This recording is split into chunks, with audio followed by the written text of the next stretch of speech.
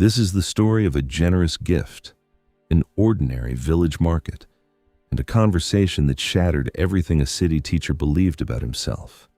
It was the year 2014, in a small village in the Chamoli district, tucked high up in the Himalayas.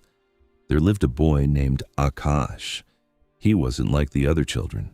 While they chased a worn-out cricket ball across the school field, Akash had earned a very different reputation.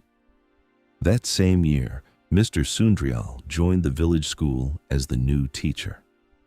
He had turned down high-paying opportunities at big city corporate firms, choosing instead to sacrifice his comfort to teach children in a village that lacked the most basic amenities. He hadn't met Akash yet. Not really, but he was about to. It was during a lunch break, a few weeks into the term, that Mr. Sundrial first noticed him. A ninth-grade senior was clearing out his old textbooks, tossing them carelessly onto a pile of waste paper outside the classroom. Akash was already hovering there. He carefully pulled out two thick, slightly torn books, his eyes lighting up as he held them like a grand prize.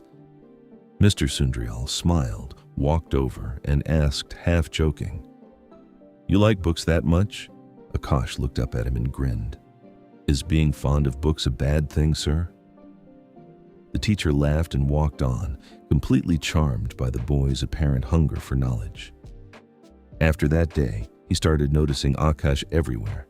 The boy was rarely seen without a book or two tucked firmly under his arm. Science one week, history the next, and sometimes a geography atlas far too heavy for a boy his size to be carrying around so casually.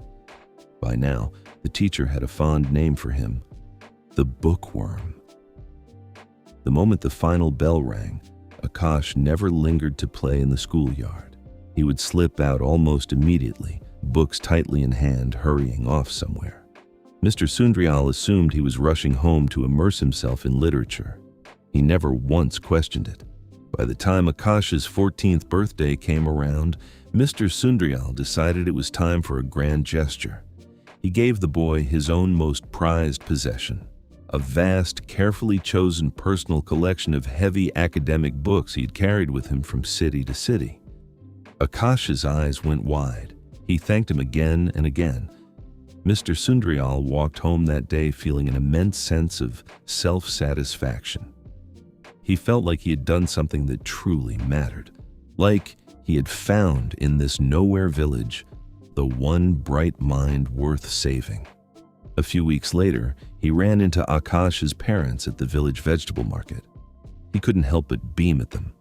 Here were two simple people with no formal education of their own, and somehow they had raised a literary prodigy, a boy who collected books like hidden treasure.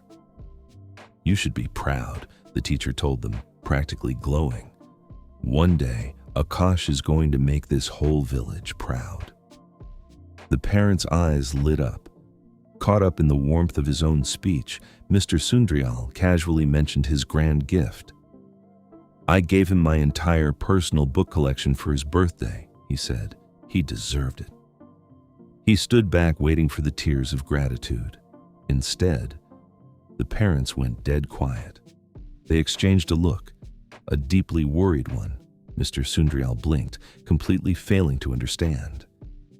He gently asked what was wrong, and slowly, the truth came out. Every evening after school, Akash did indeed disappear for hours, not to read, and certainly not to study. 2 lanes from the bus stand sat a dim, narrow video game parlor, lit by a dozen flickering screens.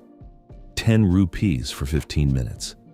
Akash had practically become a permanent fixture there. But 10 rupees a day, multiple times a day, adds up quickly for a family that has absolutely nothing. So, Akash had simply found a way to fund his obsession himself. He had been systematically selling off his books, by the kilogram.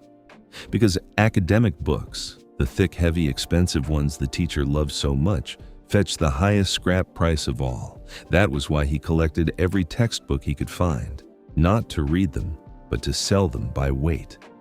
Mr. Sundrial stood frozen in the middle of the noisy market, saying absolutely nothing. The brilliant city teacher who had come to save a village had just been handed a receipt.